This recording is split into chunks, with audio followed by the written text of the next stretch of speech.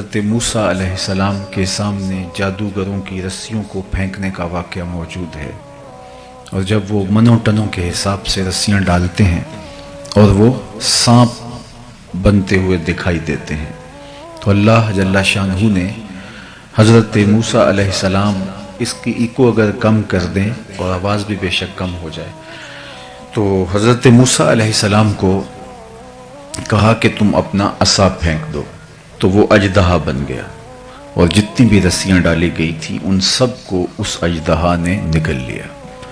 پھر دوبارہ کہا کہ ہم اس کو عصا کی شکل میں بدلتے ہیں، پھر دوبارہ وہ عصا بن گیا۔ تو وہاں قرآن نے جو الفاظ استعمال کیے ہیں سنعیدها سیرتها الاولی، اب ہم اس کو اس کی اصلی حالت پہ پلٹاتے ہیں، تو وہاں جو لفظ بیان کیا گیا وہ سیرت کا لفظ استعمال کیا گیا۔ سنعیدها، ہم اس کو واپس لے آتے ہیں سیرتها الاولی، اس کی اصلی حالت پہ۔ تو کسی شخص کی اصلی حالت ہی اس کی سیرت ہوتی ہے، اور کسی کی اصلی حالت کھل کے کہاں نظر آتی ہے۔ اگر کوئی گاہک سے ہنس ہنس کے بات کر رہا ہو تو اس سے ہم یہ نہیں کہہ سکتے کہ یہ بڑا خوش اخلاق ہے، یہ اس کی کاروباری مجبوری بھی ہو سکتی ہے۔ تو کیسے پتہ چلے گا کہ کوئی شخص اپنی اصلی اور حقیقی حالت میں کہاں ہے؟ تو ہم دیکھتے ہیں کہ انسان اپنے دوستوں کے ساتھ بے تکلف ہوتا ہے، اور بہترین گواہی اس کے گھر کے افراد دیتے ہیں، کیونکہ انسان وہاں بالکل اپنی اصلی حالت میں موجود ہوتا ہے۔ اب آقا کریم علیہ السلام کی سیرت کو سمجھنے کے لیے ام المومنین حضرت سیدہ عائشہ رضی اللہ تعالی عنہا سے اگر پوچھتے ہیں تو وہ برجستہ ارشاد کرتی ہیں کان خلقہ القرآن۔ اگر حضور کی سیرت سمجھنی ہے تو قرآن کھول کے بیٹھ جاؤ، جہاں جہاں قرآن روکتا ہے وہاں حضور کو آپ نہیں دیکھو گے، اور جہاں قرآن کسی کام کے کرنے کا حکم دیتا ہے تو آپ دیکھو گے کہ حضور اس کو بطریق احسن ادا کر رہے ہیں۔ تو گویا قرآن تھیوری ہے، اگر اس کا پریکٹیکل دیکھنا ہے تو وہ حضور کے اعمال ہیں۔ تو آقا کریم کی سیرت کا خوبصورت نقشہ ام المومنین سیدہ عائشہ رضی اللہ تعالی عنہا نے کھینچا۔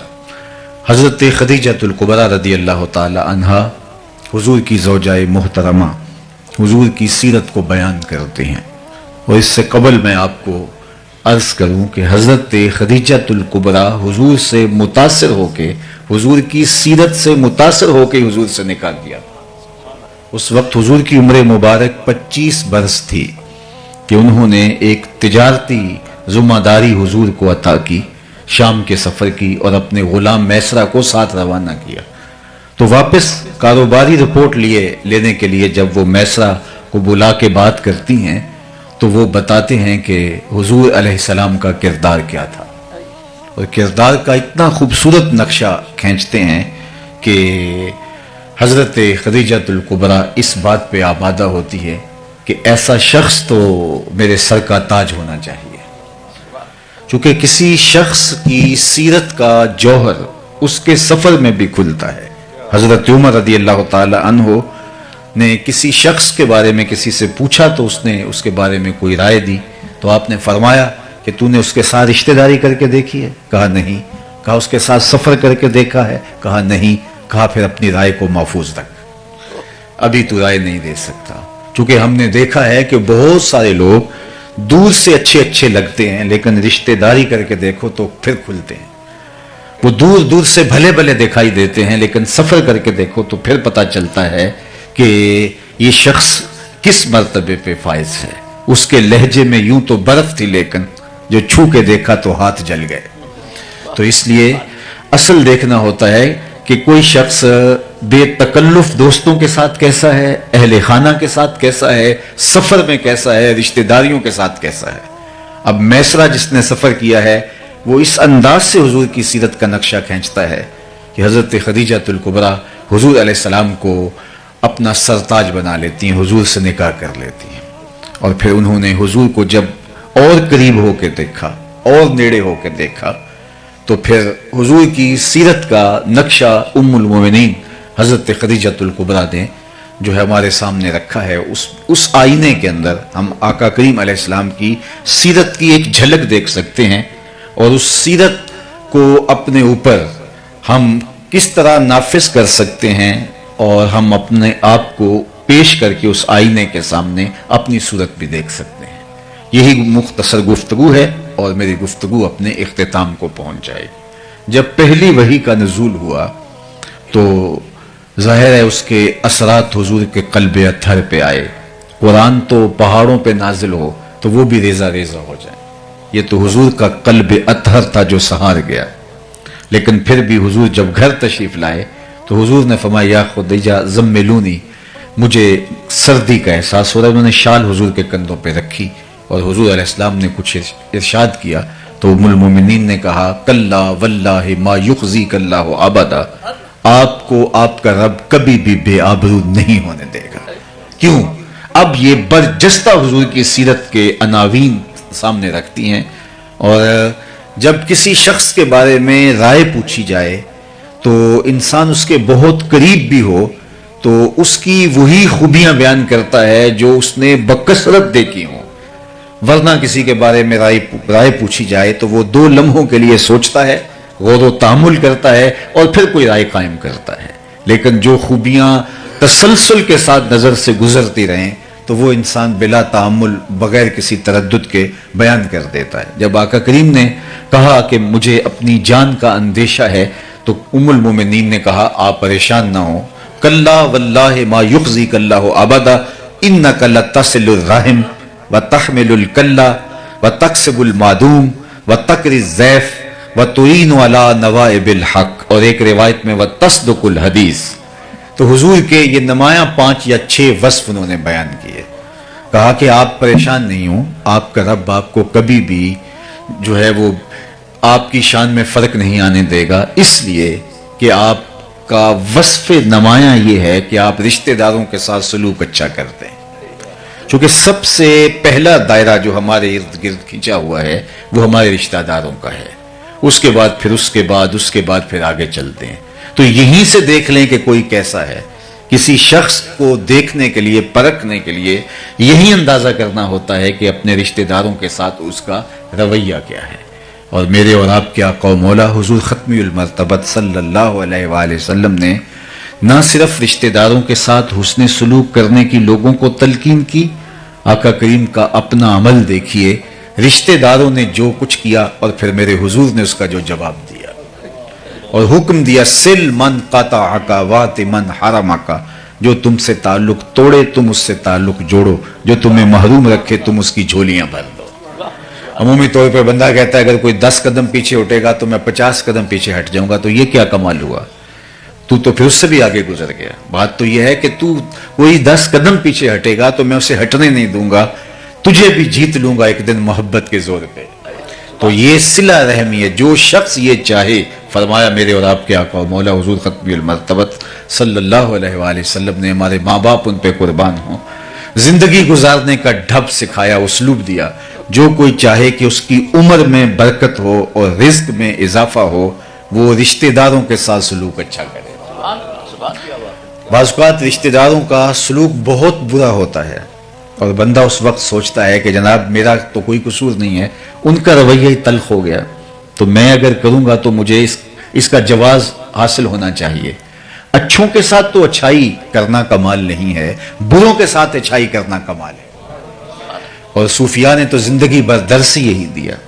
ایک بزرگ وضو کر رہے تھے دریا کنارے، تو ایک بچھو پانی میں ڈوبتا تیرتا ایک لکڑی کے سہارے کبھی گر جاتا، لہروں کی زد میں آتا، تو ان کے دل میں ترس جاگا، تو آگے بڑھ کے اس کو نکالنا چاہا تو اس نے ہاتھ پہ ڈنگ مار دیا، تو درد ہوا تو ہاتھ جھٹک دیا تو وہ گر گیا، تو پھر ڈوبنے لگا تو پھر نکالا، پھر تیسری مرتبہ، 6-7 مرتبہ جب ایسا ہوا تو جو وضو کے خدمت پر معمور مرید تھا پاس کھڑا تھا، حضرت اس نے 7 مرتبہ آپ کو ڈنگ مارا اور آپ اس کو بار بار نکالنا چاہتے ہیں، تو فرمانے لگے جب وہ اپنی بری عادت نہیں چھوڑتا میں اچھی خصلت کیسے چھوڑتا ہوں؟ ڈنگ مارنا اس کی فطرت میں لکھا ہے اور اس کو بچانا میری فطرت میں لکھا ہے۔ تو رشتہ دار کتنا ہی بدترین کیوں نہ ہو، اس کے ساتھ اس نے سلوک کر کے مصطفیٰ کی سیرت پہ عمل کیجئے۔ میں آپ کو بتاؤں کہ سب سے بہتر صدقہ کون سا ہے؟ مختلف اعتبارات سے صدقوں کی فضیلت ہے، لیکن ایک اعتبار صدقے کا، افضل ترین صدقے کا ایک اعتبار یہ ہے کہ جو ناراض رشتہ دار کو دیا جائے۔ جو رشتہ دار تم سے ناراض ہے، پھنس گیا، ہر وقت تمہیں گرانے کے چکر میں رہتا تھا، آج مصیبت میں آ گیا، اب اس کی آپ مدد کریں، اس کو اٹھائیں، اس کو کھڑا کریں، تو آپ کا نفس اس کی اجازت نہیں دیتا، لیکن اس کے باوجود بھی آپ کریں گے تو پھر آپ اپنے نفس کی مخالفت کر کے کریں گے۔ تو جس عمل کے اندر نفس آپ کا مخالفت کر رہا ہو تو پھر وہ آپ اللہ کی رضا کے لیے کر گزریں تو اللہ کے ہاں وہ مقبول ترین عمل ہے۔ تو رشتہ داروں کے ساتھ اچھا سلوک کرنا یہ حضور کا وصف نمایاں ہے۔ مکہ المکرمہ فتح ہوتا ہے تو جن لوگوں نے حضور علیہ السلام کو اذیتیں دی تھیں، کانٹے بکھیرے تھے، گڑھے کھودے تھے، راستے کے اندر اذیتیں کھڑی کی تھیں، اجریاں ڈالی تھی، کیا کیا مصائب نہیں کھڑے کیے تھے، آج سب کو اپنا کیا دھرا یاد آ رہا ہے اور سب تھر تھر کانپ رہے ہیں کہ آج فاتح بن کے مکے میں داخل ہوئے ہیں تو ہمارے سر اتر جائیں گے۔ لیکن حضور جب تشریف لائے تو فرمایا ان سب کو بلا کے بتاؤ میں تمہارے ساتھ کیا سلوک کروں۔ تو انہوں نے کہا کہ آپ کریم باپ کے کریم بیٹے ہیں تو ہم آپ سے خیر کی توقع رکھتے ہیں، اور ان کا خیال یہ تھا کہ گردنیں اترنے سے بچ جائیں تو یہ بھی بڑی بات ہے، شہر بدر کر دیے جائیں اور سزا دے دی جائے لیکن جان بخشی ہو جائے۔ اور انہوں نے کہا کہ آپ کریم باپ کے کریم بیٹے ہیں، ہم آپ سے خیر کی توقع رکھتے ہیں۔ تو میرے اور آپ کے آقا و مولا نے جو جواب دیا ان کی آنکھیں کھلی کی کھلی رہ گئیں، ان کو یہ توقع نہیں تھی جو حضور علیہ السلام نے فرمایا، اذهبوا انتم الطلقاء، جاؤ تم سب آزاد ہو، اور آج میں تمہیں وہی کہوں گا جو میرے بھائی یوسف نے اپنے بھائیوں سے کہا تھا، لا تثریب علیکم اليوم، اللہ اکبر۔ تو یہ تھا حضور کا رویہ، یہ تھا حضور کا رشتہ داروں کے ساتھ اس نے سلوک، خون کے پیاسوں کو قبائیں دی، اللہ اکبر۔ اور فتح مکہ کے موقع پر آپ تاریخ پڑھیں، کچھ لوگوں کے بارے میں حضور نے معافی نہیں دی، یہ وہ بدترین لوگ تھے کہ جنہوں نے بہت اذیت پہنچائی تھی۔ ان میں ابن خطل تھا، اس کی لونڈیاں جو ہے وہ ارنبا اور اس طرح اور کچھ لوگ تھے۔ ایک شاعر تھے کعب بن زہیر، تو ان کے بارے میں بھی سخت حکم دیا، من لقی منکم کعب بن زہیر فلیقتلہ، تم میں سے کسی کو بھی کعب بن زہیر ملے تو اسے چھوڑنا نہیں، اسے قتل کر دینا ہے، سخت حکم دیا حضور نے۔ اب ابن خطل بھی مارا گیا، کعبے کے پردے میں چھپ گیا تھا، وہاں سے نکال کر کے چاہے زمزم اور مقام ابراہیم کے درمیان اس کو کاٹا گیا، اور باقی اس کی لونڈیوں کو بھی، لیکن یہ بھاگ گیا۔ تو اس کے بھائی نے اس کو پیغام بھیجا کہ تو حضور علیہ السلام کے غلاموں کی نظروں سے کب تک بچتا رہے گا، آخر کسی دن تو ان کے ہتھے چڑھے گا اور وہ تجھے چھوڑیں گی نہیں، چونکہ تیرا مشخص کر کے نام حضور نے ذکر کیا ہے، گلی گلی میری یاد بچھی ہے، پیارے رستہ دیکھ کے چل، مجھ سے اتنی وحشت ہے تو میری حدوں سے دور نکل، کدھر بھاگے گا۔ اس نے کہا کہ پھر میں کیا کروں، کہا کہ تو کسی طرح حضور کی خدمت میں خود حاضر ہو جا اور معافی طلب کر لے، مجھے امید ہے وہ معاف کر دیں گے۔ آرڈر بہت سخت ہے، اور آقا کریم علیہ السلام کی خدمت میں وہ اس طرح حاضر ہوا کہ فجر کا وقت تھا، ابھی اندھیرا چھایا ہوا تھا، حضور مسجد میں تشریف فرما تھے، اس نے چہرے پہ کپڑا لپیٹا اور آقا کریم کے قریب آ کے بیٹھ گیا۔ اس کا خیال یہ تھا کہ میں بات چھیڑتا ہوں، اگر کوئی راستہ ملتا ہے تو میں بتاؤں گا کہ میں کعب بن زہیر ہوں، اور اگر نہیں راستہ ملتا تو کسی پتلی گلی سے نکل جاؤں گا، اور حاضر ہو کے کہتا ہے جناب اگر ہم کعب بن زہیر کو ڈھونڈ لائیں تو آپ معاف کر دیں گے۔ تو آقا کریم نے مسکرا کے کہا کعب تو آج گیا ہے، جا میں نے معاف کر دیا۔ اس کو تو توقع بھی نہیں تھی، تو بولا کہ حضور جس زبان سے آپ کی ہجو کہتا رہا، آج اسی زبان سے آپ کی نعت کہنا چاہتا ہوں۔ تو فرمایا ممبر بچھ لینے دو، لوگ بھی جمع ہو گئے، اور کعب بن زہیر نے اپنا مشہور قصیدہ بانت سواد کہا، جسے قصیدہ بردہ بھی کہا جاتا ہے۔ ایک تو امام بوصیری کا قصیدہ بردہ ہے، لیکن اس قصیدے کو بھی قصیدہ بردہ اس لیے کہا جاتا ہے، جب انہوں نے قصیدہ مکمل کیا تو حضور نے چادر پیش کی، تو لیکن اس کا مشہور نام قصیدہ بانت سواد ہے۔ تو اس نے ممبر پہ کھڑے ہو کے جو کہا ذرا سنیے، اتیت عند رسول اللہ معتذرا والعذر عند رسول اللہ مقبول، لوگوں معافی مانگنے آیا تھا، یہاں آ کے پتا چلا نبی تو ہے ہی بندہ نواز، اور آگے کیا کہتا ہے؟ ان الرسول لنور یستضاء بہ مہند سیف من سیوف الہند مسلول، بے شک بغیر کسی شبے کے اللہ کا نبی نور ہے، ایسا نور جس سے زمانہ چمک رہا ہے، جس نور سے لوگ بھی فیضیاب ہو رہے ہیں۔ ہندوستان کے لوہے کی تنی ہوئی تلوار ہے، صلابت میں سختی میں ہندوستان کا لوہا معروف تھا، تو اس لیے انہوں نے کہا ہندوستان کے لوہے کی تنی ہوئی تلوار ہے۔ تو حضور نے اس شعر میں اصلاح دی، کہا مجھے ہندوستان کے لوہے کی تلوار نہ کہو، مجھے اللہ کی تلوار کہو۔ اللہ اکبر۔ تو جو دشمن تھے، جنہوں نے اذیتیں دیں، تکلیفیں دیں، اللہ کے محبوب علیہ السلام نے ان کے لیے کس قدر دامن رحمت کو شادہ فرمایا، اور رشتہ داروں کے ساتھ جو حضور نے سلوک کیا، جس طرح معافی کا عام اعلان کیا، خون کے پیاسوں کو قبائیں دیں، یہ حضور کا ہی طریق ہے۔ تو میں اور آپ اپنے اندر اتر کے دیکھیں، ہم اس نبی کے ماننے والے چھوٹی چھوٹی بات پر اختلاف کی انا کی دیواریں کھڑی کر لیتے ہیں، اور پھر اپنی نسلوں کو بھی ان دیواروں کے آگے، ان دیواروں کے اطراف میں کھڑا کر کے ہمیشہ کے لیے راستہ بند کر دیتے ہیں۔ جو خون کے پیاسے تھے، جو چراغ حیات بجھا دینا چاہتے تھے، جب نبی علیہ السلام غالب آئے تو حضور نے ان کو بھی معاف کر دیا، اور بغیر کسی شرط کے معاف کر دیا۔ تو پہلا حضور کا وصف جو ام المومنین نے بیان کیا، انک لتصل الرحم، اور دوسرا وصف بیان کیا وتحمل الکلہ، جس کا کوئی بوجھ اٹھانے والا نہیں، اس کا بوجھ آپ اٹھاتے ہیں۔ اللہ اکبر۔ ضرورت مندوں کے آپ کام آتے ہیں۔ حضور اس وقت بھی لوگوں کے کام آتے تھے جب حضور کی عمر بچپنے کی تھی۔ اللہ اکبر۔ حضور غریب ہو کے بھی غریب پرور تھے، ظاہری غربت، ورنہ تو حضور جیسا امیر کون ہو سکتا ہے؟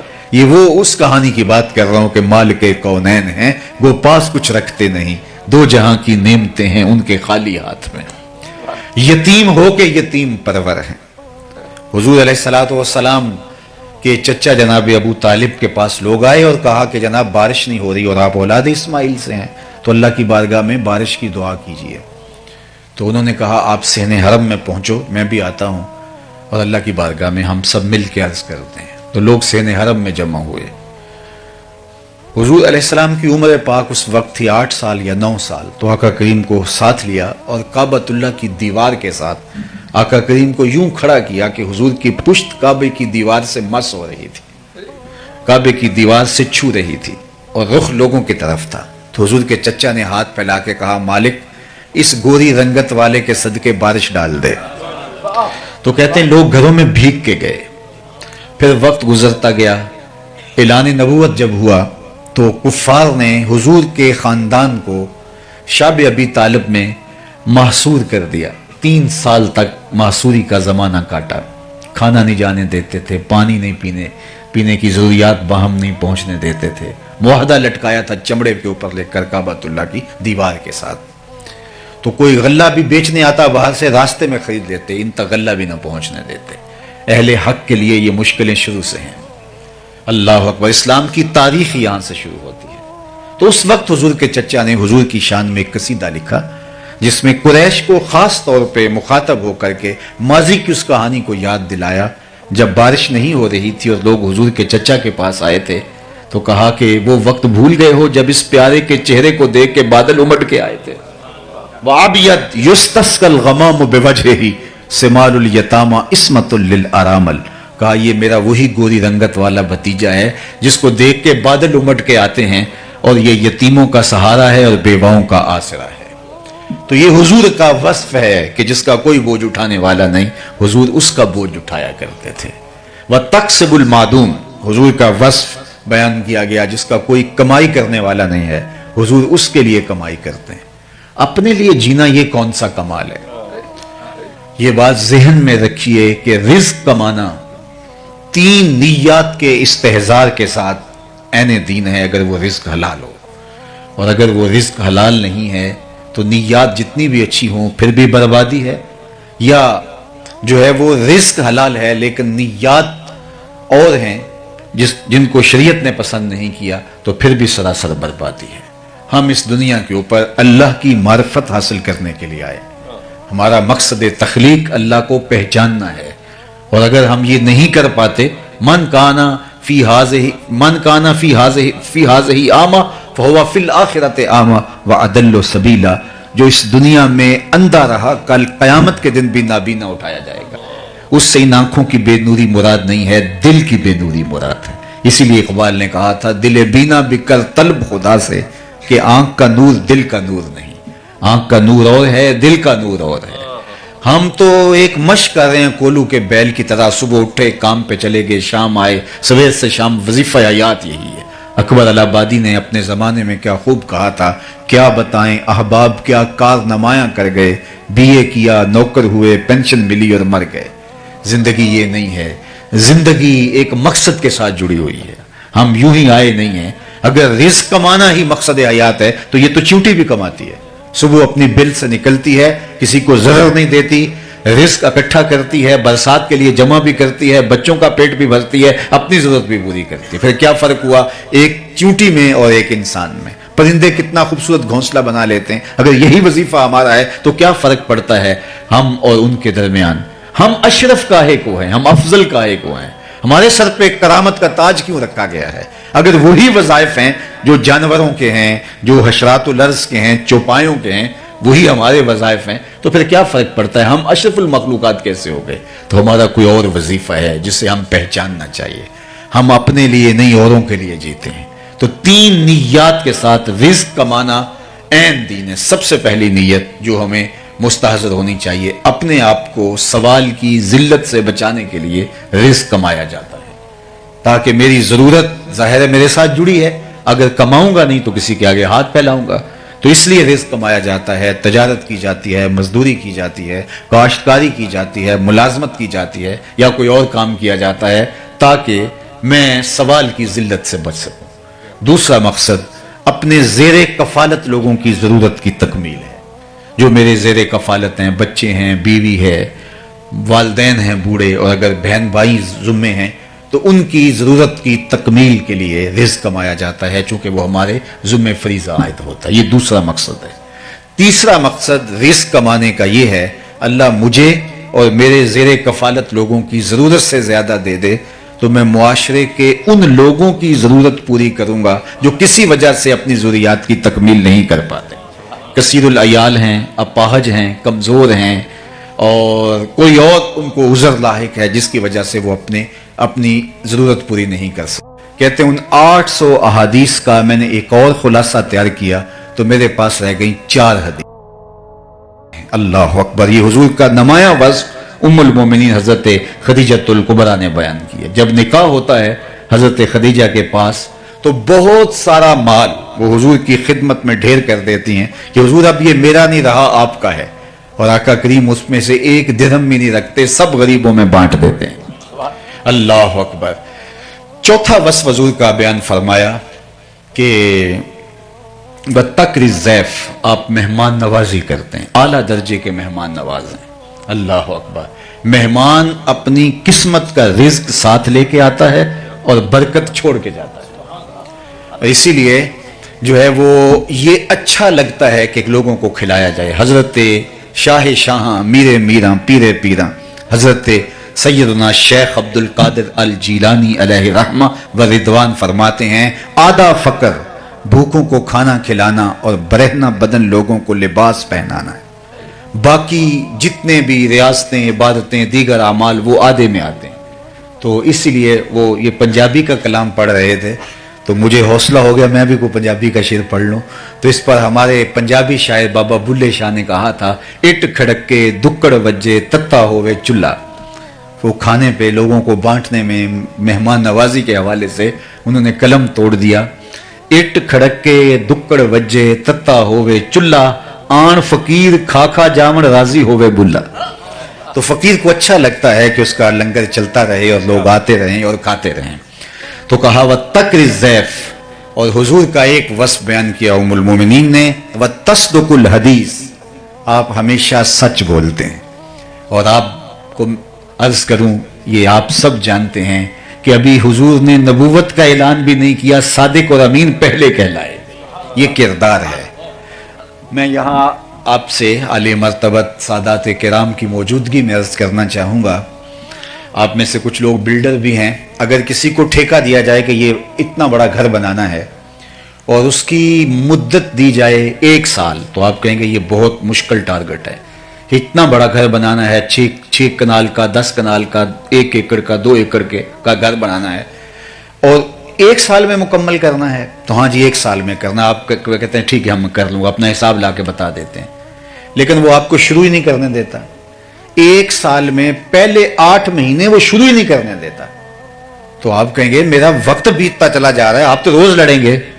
اب حضور کی ذمہ داری کیا ہے؟ هو الذی ارسل رسولہ بالہدی ودین الحق لیظہرہ علی الدین کلہ، پوری دنیا پر اسلام کو غالب کرنا یہ حضور کا کام تھا، حضور کی ذمہ داری لگائی رب نے، اور اس کے لیے ٹائم پیریڈ کیا ہے؟ 63 برس کل زندگی ظاہر حیات، لیکن 40 سال تک کام ہی نہیں شروع کرنے دیا گیا، 40 سال تک کام ہی نہیں شروع کرنے دیا گیا۔ اب ذرا دیکھیے، اور 13 سال مکے کے یہ بنیادوں کی کھدائی میں لگ گئے، صرف 10 سال حضور کو ملے، اور 10 سال میں بھی 27 جنگیں لڑی ہیں۔ آپ کے پتہ نہیں کیا دفعہ ہے، جو اقدام قتل کی دفعہ ہے ہمارے ہاں وہ ہے 302، تو ہمارے لوگ کہتے ہیں وہاں کہ اگر 302 کا ایک کیس لگ جائے کسی کے ساتھ، جھوٹا الزام بھی، تو آدھی زندگی کھا جاتا ہے۔ اگر کسی پر قتل کا الزام ہی لگ جائے تو آدھی زندگی وہ کھا جاتا ہے، اور یہاں میرے حضور علیہ السلام نے 27 جنگیں لڑی ہیں ان 10 سالوں میں، 63 برس کل زندگی۔ کام کیا ہے؟ اتمام دین، اسلام کا غلبہ، اللہ اکبر، اور اس کے میں 40 سال تک اعلان نبوت بھی نہیں حضور نے کیا، اور 13 سال کھدائی میں گزار دیے۔ اب 10 سال کے اندر حضور علیہ السلام نے وہ کام کر دکھایا، لیکن آپ کہیں گے کہ 40 سال کام کیوں نہیں کرنے دیا، 40 سال کیوں نہیں آغاز کرنے دیا؟ تو آئیے وہ 40 سال کتنے اہم ہے۔ جب حضور اعلان نبوت کیا تو سب لوگوں کو جبل صفا پہ بلایا، اور بلا کے جب حکم ہوا وَأَنذِرْ عَشِيرَتَكَ الْأَقْرَبِينَ کہ قریبیوں کو پہلے آپ سمجھاؤ اور ان کو بلاؤ، تو ان کو تنذیر کرو، تو حضور نے ان کو بلایا اور کہا لوگوں اگر میں کہوں پہاڑ کی اس جانب سے ایک لشکر آ رہا ہے جو تمہیں تاخت و تاراج کر کے رکھ دے گا، تو میری بات مان لو گے؟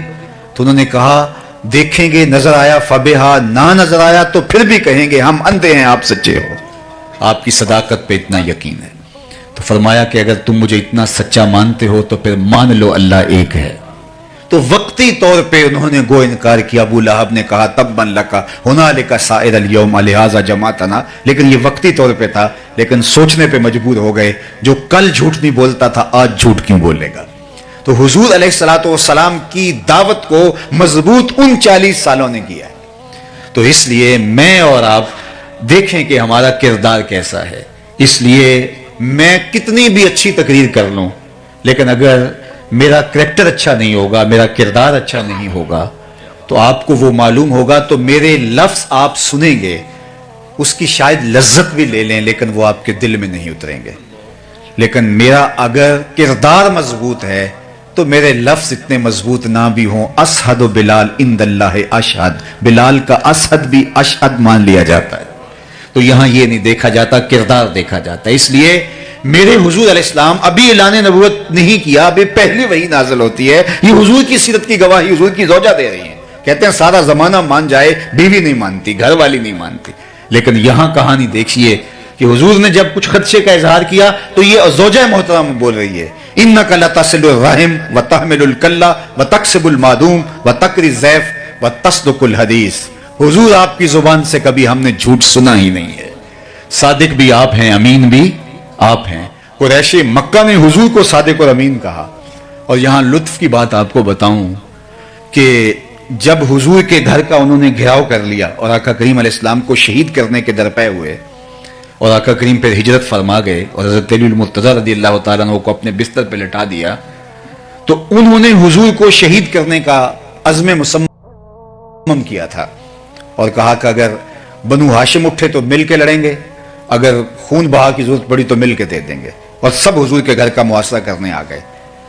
اور حضور علیہ السلام نے کیا کہا، علی صبح اٹھنا، میرے بستر پہ لیٹ جاؤ، صبح اٹھنا اور امانتیں دے کے مدینے چلے آنا۔ تو معلوم ہوا کہ جب وہ حضور کے گھر کا محاصرہ کیے ہوئے تھے، ان کی امانتیں حضور کے گھر میں پڑی ہوئی تھی۔ تو جو اس انتہائی حد تک پہنچ گئے تھے، تو اولین فرصت کے اندر وہ اپنی امانتیں نکلواتے نا، پھر اس کے بعد اگلا قدم کرتے. آپ کسی پر دھاوا بولنے لگیں تو اس کے ہاں آپ کی امانتیں پڑی ہوں تو آپ کہتے ہیں کہ پہلے اپنی امانتیں تو طریقے سے نکلواؤں.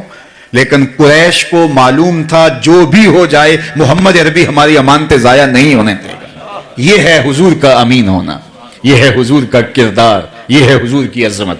اللہ اکبر. تو کہا وَتَصْدُقُ الْحَدِيث، یہ ہمیشہ سچ بولتے ہیں. میں اور آپ دیکھیں، ایک تو ہمارا عشق رسول یہ ہے کہ ہم حضور کے نام کے نعرے لگائیں، میں اس کا انکار نہیں کرتا. ایک ہمارا عشق رسول یہ ہے کہ ہم آقا کریم علیہ الصلوۃ والسلام کے نام کے تذکرے کریں، یہ بھی محبت کا ایک پیرایا ہے، رنگ ہے. لیکن حضور کی محبت اور حضور کے پیار کا یہ رنگ کہ ہم آقا کریم کی سیرت کے سانچے کے اندر اپنے آپ کو ڈھال لیں. محمد دی زیارت محمد دے رنگ وچ، اے ٹھگ بازیاں جانے پیارا محمد صلی اللہ علیہ وسلم. تو میں اور آپ دیکھوں کہ میں اور آپ اگر حضور سے محبت کرتے ہیں تو کیا میری زبان جھوٹ تو نہیں بولتی؟ حضور سے پوچھا گیا علیہ السلام سے کہ مومن بزدل ہو سکتا ہے؟ فرمایا نہیں، مومن بہادر ہوتا ہے لیکن ہو سکتا ہے کبھی بزدلی کر جائے، آخر بشری تو ہے. پھر پوچھا گیا مومن بخیل ہو سکتا ہے؟ کہا نہیں، سخی ہوتا ہے لیکن ہو سکتا ہے کبھی بخل بھی کر جائے، آخر بشری تو ہے. بلکہ ایک روایت میں آتا ہے جو اولاد ہے مجبنہ بھی ہے مبخلہ بھی ہے. یعنی کوئی شخص جب صاحب اولاد نہیں ہوتا تو بڑا بہادر ہوتا ہے، مشکل میں چھلانگ لگا دیتا ہے اور شاہ خرچ بھی ہوتا ہے، لیکن اولاد کے بعد تھوڑا تھوڑا بخیل ہو جاتا ہے اور تھوڑا تھوڑا بزدل ہو جاتا ہے. تو کہا یہ مبخلہ بھی ہے مجبنہ بھی ہے، تھوڑی بخیل بھی بنا دیتی ہے، تھوڑا سا بزدل بھی بنا دیتی ہے. کہا مومن بخیل ہو سکتا ہے؟ کہا نہیں، مومن جو ہے وہ بہادر ہو سخی ہوتا ہے لیکن ہو سکتا ہے کبھی بخل بھی کر جائے. مومن کیا بزدل ہو سکتا ہے؟ نہیں، بہادر ہوتا ہے لیکن ہو سکتا ہے کبھی وہ بزدلی بھی کر جائے. تیسرا سوال حضور سے پوچھا گیا مومن جھوٹا ہو سکتا ہے؟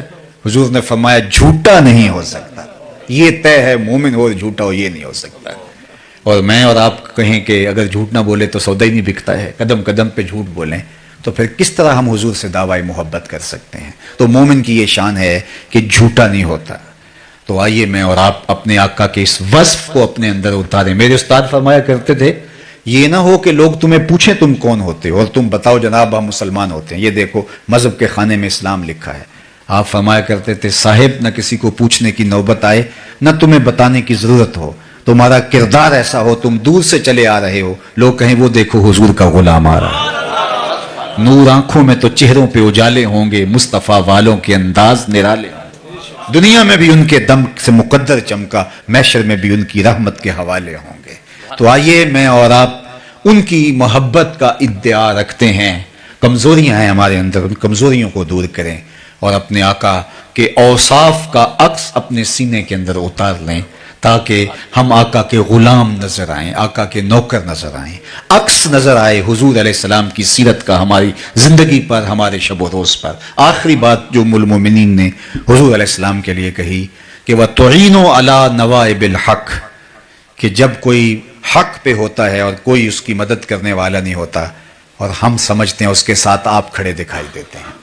سچائی کے ساتھ کھڑے ہو جانا، حق اور حقانیت کے ساتھ ڈٹ جانا، یہ بعض اوقات ایسی صورتحال ہوتی ہے کہ بہت ہی مشکل ہو جاتا ہے. لیکن جو پیغمبر نبی رحمت صلی اللہ علیہ وآلہ وسلم کی سیرت کا سبق ہمارے لیے وہ یہی ہے کہ ہر صورت کے اندر آپ حق اور حقانیت کا ساتھ دو، اس کے ساتھ کھڑے ہو کر کے اس کو تقویت فراہم کرو، اس کو طاقت دو، اس کو توانائی دو. اگر حق اور حقانیت کے ساتھ آپ نہ کھڑے ہوئے تو اس کی حوصلہ شکنی ہوگی اور جبر ظلم غالب آ جائے گا، اور جب ظلم اور جبر غالب آ جاتا ہے تو پھر معاشرتیں برباد ہو جاتی ہیں.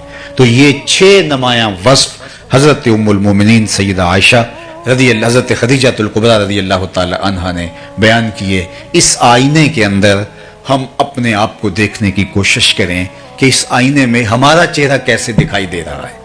واضح دکھائی دے رہا ہے، شفاف لگ رہا ہے، یا دھندلا دکھائی دے رہا ہے، یا ایسا ہے کہ ہمیں اس آئینے میں اپنا آپ دکھائی ہی نہیں دے رہا. ہم اور ہیں، آئینے پیمبر اور ہے، جو اقبال نے کہا تھا دل مسلمان ہے تیرا نہ میرا، تو بھی نمازی میں بھی نمازی. اس آئینے میں ہمیں اپنا آپ نظر ہی نہیں آ رہا، عکس ہی نظر نہیں آ رہا. ہمارے طرز طور طریقے، انداز حیات اور زندگی کے تہور ہی کچھ اور ہیں اور ہمارے آقا کی سیرت کچھ اور ہے. اگر دھندلی تصویر اپنی نظر آتی ہے تو اس کو واضح کرنے کی کوشش کریں، قصور آئینے کا نہیں ہے، قصور جو ہے وہ ہمارا ہے، ہم نے اپنے چہرے کو صاف کرنا ہے۔ میاں صاحب پنجابی کا پھر مجھے حوصلہ ہو گیا، انہوں نے کہا تھا کہ شیشے اتے کٹا جمیا تے کنداں چاڑی جاندے۔ شیشے اتے کٹا جمیا یعنی جو آئینہ ہوتا ہے اس کے اوپر گرد کو ڈال دے تو پھر وہ دیواروں کو صاف کر رہا ہوتا ہے۔ شیشے اتے کٹا جمیا، یہ انسان کی اپنی کیفیت ہے۔ شیشے اتے کٹا جمیا کنداں چاڑی جاندے، جلداں نو اے سانپ کے رکھ دے ورکے پھاڑی جاندے۔ یعنی جلد کو بڑا سنوار کے رکھا ہے، پیکنگ پہ زور ہے لیکن جو اندر ہے اس پہ زور نہیں ہے۔ تو اس لیے میں اور آپ دیکھیں کہ ہمارا اندر آقا کریم کے بتائے ہوئے طریق کی مطابقت میں ہے تو مبارک، نہیں تو آپ کو اور مجھے مل بیٹھ کے سوچنا چاہیے، یہاں سے اٹھ کے جا کے سوچیں، کل سوچیں، سوچتے رہیں کہ ہمارے آقا کی سیرت کے یہ نمایاں خد و خال ہیں، اور اس آئینے میں ہم اپنے آپ کو دیکھتے ہیں تو کیا ہماری تصویر ابھر کے کوئی سامنے آتی ہے؟ ہمارا کوئی عکس بنتا ہے کہ جو ان اوصاف کے ساتھ مزین ہو؟ اگر بنتا ہے تو مجھے آپ کو مبارک ہو، اور اگر نہیں بنتا تو ان عالی مرتبت ہستیوں کی دعا سے ہم اللہ کی بارگاہ میں عرض کرتے ہیں کہ اللہ ہمیں اپنے آقا و مولا حضور ختم المرتبت کی سیرت کا عکس نصیب فرما دے، جو ہمیں دیکھے اسے مصطفیٰ جان رحمت یاد آئیں۔ اور ہمارے اسلاف ایسے ہی تھے۔ محمد بن حضرت امام محمد رضی اللہ تعالی عنہ، محمد بن حسن الشیبانی بہت خوبصورت تھے، بہت وجیح تھے۔ تو جب وہ بصرہ آئے نا تو کوئی شخص امام محمد سے مناظرہ کرنے آیا، عیسائیوں کا پادری تھا، اس نے کہا میں مسلمانوں کے امام سے مناظرہ کروں گا۔ کسی نے کہا ایسے سوال کروں گا کہ وہ چکرا جائے گا، کسی نے کہا میرے اعتراضات کا تو جواب ہی نہیں دے سکے گا، کسی نے کہا اس کے سوالوں پر ایسے سوال اٹھاؤں گا کہ وہ چکرا کے رہ جائے گا۔ لیکن امام محمد ظاہر اور باطن حضور علیہ الصلوۃ والسلام کی سیرت کے سانچے میں ڈلے ہوئے تھے۔ جو ہی آئے، نورانی چہرہ اور سر پہ سفید امامہ اور سنت کا جسم پہ جامع، گھوڑے پہ سوار، اور جو ہی تشریف لائے تو وہ جو مناظرہ کرنے کھڑا تھا اس کے لبوں پہ کلمہ جاری ہو گیا۔ تو مسلمانوں نے کہا تو تو مناظرہ کرنے آیا تھا، تو کلمہ پڑھ رہا ہے؟ تو اس نے جو جواب دیا وہ سننے کے قابل ہے۔ اس نے کہا جب میں نے امام محمد کے چمکتے ہوئے روشن چہرے کو دیکھا تو میں نے کہا جب مسلمانوں کا چھوٹا محمد اتنی شان والا ہے، بڑا محمد کیسا ہوگا، کا عالم کیا ہوگا؟ کہا جب چھوٹے محمد کا یہ جمال ہے، یہ سیرت ہے اور یہ رنگ ہے، سراج منیرہ کی شعاؤں کی چمک اس کے چہرے سے حویدہ ہے، تو محمد عربی جو بڑے محمد ہے ان کی شان کیا ہوگی؟ تو اس لیے امتی کو دیکھ کر لوگ مصطفیٰ پہ درود پڑھیں۔ جس نبی کا یہ امتی ہے وہ نبی کیا شان کا مالک ہوگا۔ لیکن جب ہم کسی سے دھوکہ کریں گے، جب کسی کو 2 نمبر مال دیں گے، کسی سے جھوٹ بولیں گے، کسی کو فراڈ کریں گے، تو پھر لوگ کہیں گے یہ مسلمان ہوتا ہے، تو بات کہاں تک جائے گی؟ اس لیے ہمیں ان کی سیرت کے سانچے میں اپنے آپ کو ڈھال کر کے اس نقشے کے اندر اپنے آپ کو لانا ہوگا کہ دور سے پہچانے جائیں کہ ہم محمدی ہوتے ہیں، ہم حضور کے غلام ہوتے ہیں، ہم حضور علیہ الصلوۃ والسلام کے نوکر ہوتے ہیں۔ چوں بنا میں مصطفیٰ خانم درود، از خجالت آب می گردد وجود، عشق می گوید کے محکوم غیر، سینائے تو از بتا ماں نند دیر، تا نداری از محمد رنگ و بو، بر زبان خود میالہ نام ہو۔ اقبال کہتے ہیں اگر تو وہ عادتیں اختیار نہیں کر سکتا تو اپنی زبان سے ان کے نام کو میلا نہ کرنا۔ ان کا نام لیا ہے تو پھر لاج بھی رکھنی ہے، دور سے پتہ چلے یہ حضور کا غلام ہوتا ہے، یہ حضور کا نوکر ہوتا ہے۔ اب اس پر صرف ایک بات عرض کر کے میں اجازت چاہوں گا۔ قریش مکہ نے بہت تنگ کیا اہل ایمان کو، تو حضرت ابو بکر ایک دن اکتا گئے اور مدینہ المنورہ، مکہ المکرمہ چھوڑ کے باہر جانے لگے۔ تو راستے میں ان کو ابن الدغنہ ملتا ہے جو قریش کا سردار تھا۔ تو اس نے کہا ابو بکر کدھر جا رہے ہو؟ کہا کہ میں واپس جا رہا ہوں، مکے کو چھوڑ کر مکے کے لوگوں نے زندگی اجیرن کر دی ہے، تو ایسے شہر میں نہیں رہنا چاہتا۔ تو اس نے کہا نہیں ابو بکر تم واپس آؤ، تمہارے جیسے لوگ اگر شہر سے چلے جائیں تو شہروں کی رونقیں ختم ہو جائیں گی۔ تو ابن دغنہ نے حضرت ابو بکر کو کہا کہ تمہاری امان میں دیتا ہوں، تم میری امان میں ہو، واپس آؤ، اور تم نہیں جا سکتے۔ اور اس نے لفظ کہا ابو بکر تم کیسے جاؤ گے؟ انک لتصل الرحم وتحمل الکلہ وتکسب المعدوم وتقری الضیف وتصدق الحدیث وتعین علی نوائب الحق۔ ابو بکر تم تو صلہ رحمی کرتے ہو، جس کا کوئی کمانے والا نہیں اس کے لیے کماتے ہو، جس کا کوئی بوجھ اٹھانے والے نہیں اس کا بوجھ تم اٹھاتے ہو، تم سچ بولتے ہو، مہمان نواز ہو، جس کے ساتھ کوئی کھڑا نہیں ہوتا اس کے ساتھ تم کھڑے ہوتے ہو۔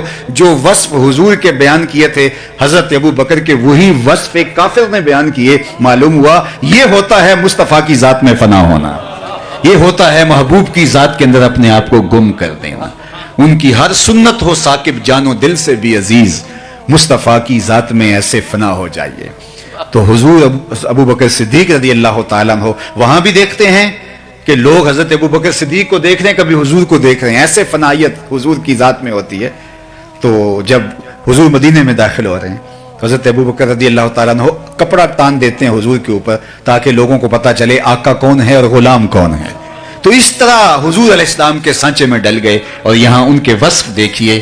تو کیا میں اور آپ اپنے آقا و مولا کے اوصاف حمیدہ کو اپنے اندر اتار کر کے اپنے آقا کریم علیہ السلام کے لیے لوگوں کے دلوں میں درود کے ماحول کو پیدا کیوں نہیں کر سکتے؟ نہ یہ کہ لوگ ہماری کرتوتوں کو دیکھ کر کے ہمارے پیغمبر اور دین اور اسلام کے بارے میں کوئی بات کریں. اللہ تعالیٰ جل شانہ ہمیں حضور کی سیرت کا نور عطا کر دے. کار ما آخر شدو آخر زما کار نشد، مشت خاک ما غبار کوچہ یار نشد و آخر دعوانا ان الحمدللہ رب العالمین.